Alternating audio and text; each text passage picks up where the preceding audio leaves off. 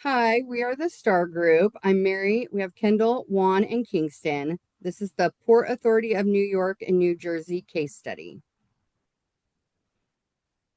The Chapter 8 concepts that we will go over today is auto communication, post-positive approach, internalization, organizational identity, looking glass shelf, and adaptive instability. Overall, this case study focused on how the Port Authority of New York and New Jersey viewed its organizational identity and how that affected its communication decisions. The organization originally saw itself as a transportation agency focused on efficiency, control, and solving technical problems. Because of that mindset, leadership approached homelessness mainly as a policing and enforcement issue instead of recognizing it as a social and human centered issue. As negative media coverage and public criticism increased, a disconnect developed between how the Port Authority viewed itself and how the public viewed the organization. The public began to see the organization as harsh and lacking compassion.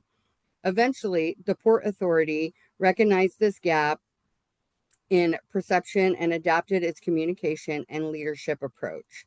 The organization shifted from an evictor mindset toward a more supportive and advocacy focused role. This case demonstrates how organizations can evolve when the knowledge public feedback adapt their identity and become more open to external communication. Okay, addressing the situation, we look at who this is facing on, the Port Authority of New York and New Jersey. They have created their own internalization, with the quote referring to internalization refers to the incorporation of values, attitudes, and so forth within the self as guiding principles. And so they reflected themselves as a technical expert professional organization, creating these values of superior providers, quality transportations, commitment, betterment to the regions. And so they went into these attitudes of being a fixer and a can-do and a family. And this identity was externally challenged in 1982 as the homelessness increased around their stations. So the external improvements of the real estate being bought up caused the negative effect on their identity. They had a post-positive approach referring to regarding identity as one of the sets attributes that an organization has that therefore can be managed to optimize their performance. Being these fixers and having that can-do attitude, they felt that they could fix the homelessness issue themselves and adding on with the anti-loitering laws. Though over a few years, the homelessness just continued to increase around their stations, and with the entire organization affecting the multiple airports and the World Trade Center.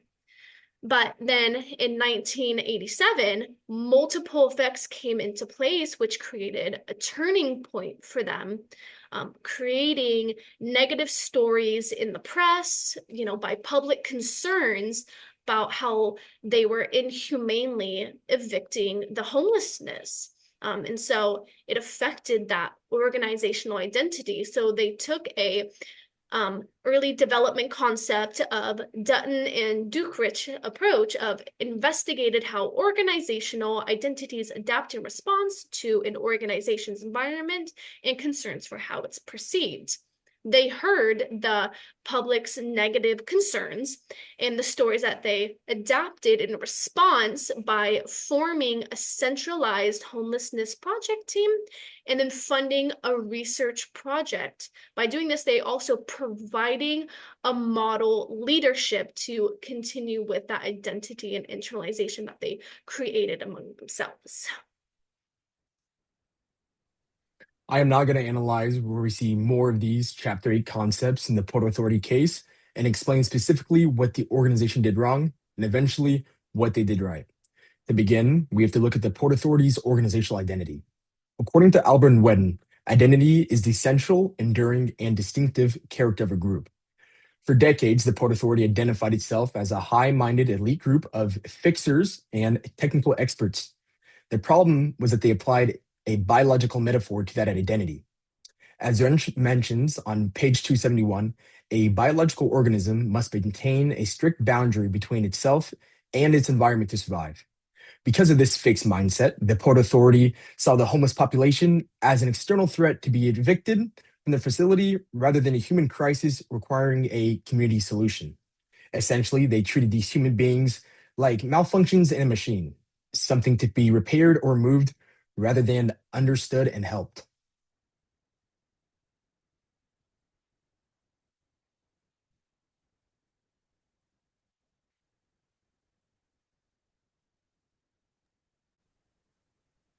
The defensive nature that led them into a failed phase of auto communication.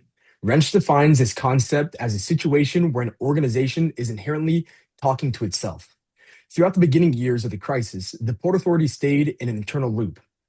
They were so self referential that every decision they made was designed to confirm their own identity as superiors and fixers. They completely ignored the external changes in the Manhattan real estate market and the growing public outrage because of those aspects didn't fit into their internal narrative. Instead of managing the actual issue, their strategies were directed primarily toward the organizational self. They were more concerned with being right in accordance to their own rules rather than being effective in the real world, which is why their early attempts to solve this issue with the police force failed so miserably and were negatively looked upon. However, what the organizational eventually did right was engaging in the looking glass self. As Wrench and his colleagues explain, this is a mental image based on how we believe others perceive us. By 1988, the Port Authority finally moved past its own ego and looked into the mirror of public opinion. They realized that while their internal identity was ethical, their organizational image, which is the external view of an organization, was seen as inhumane and cold by the press and local community. This was a wake-up call. They realized to keep their standing and reputation in the community, they had to change how they functioned internally and repair that damaged external image. The crisis forced the organization into a state of adaptive instability. This theory suggests that an organization's identity shouldn't be a fixed label, but a rudder that can be steered to create a desirable image or outcome. The Port Authority changed its internal routines, moving away from the police-led eviction toward social advocacy. They didn't lose their fixer identity entirely. They just pointed it in a more productive direction, using their resources to build shelters and drop-down centers. In the end, the Port Authority succeeded because the members engaged in identity work, a concept from Alvison and Wilmot, to reconstruct an organizational self that community would actually accept. As management changed the way they talked about operations, employees actually began to feel heroic about providing that social leadership rather than just being transit cops. They moved from being in a closed system that was only talking to itself to an open system that provided quality leadership for the entire community. The transition from evictors to quiet advocates is a perfect example of how an organization must align its internal identity with the external environment to survive. Now I'll hand over to Juan to discuss our specific recommendations. Our first recommendation is for the Port Authority to make organizational identity stronger and more clear. According to Albert and Wedden, organizations need a central, distinctive, and enduring identity. Employees and stakeholders should clearly understand what the organization stands for, what make it unique, and what values guide decision making. Leadership should communicate this idea regularly across all departments to reduce confusion and create a stronger sense of unity within the organization. Our second recommendation is to improve communication and openness through all the organization. Employees are more engaged when they feel informed and included. Leadership should encourage both outward communication, where employees can share concerns and ideas, and horizontal communication within departments. Creating opportunities for collaboration and feedback can help employees feel valued and connected to the organization's goals. This is also help build trust and improve organization culture. Our final recommendation is for the Port Authority to better align in internal culture with external image. Hatch and Schott explain that organizational identity is shaped by both internal culture and outside perception. If leadership promotes one image publicly, but employees experience something different internally, it can damage trust and credibility. The organization should also continue improving cultural intelligence and diversity training so employees can work well in a diverse environment and communicate across different perspectives and backgrounds.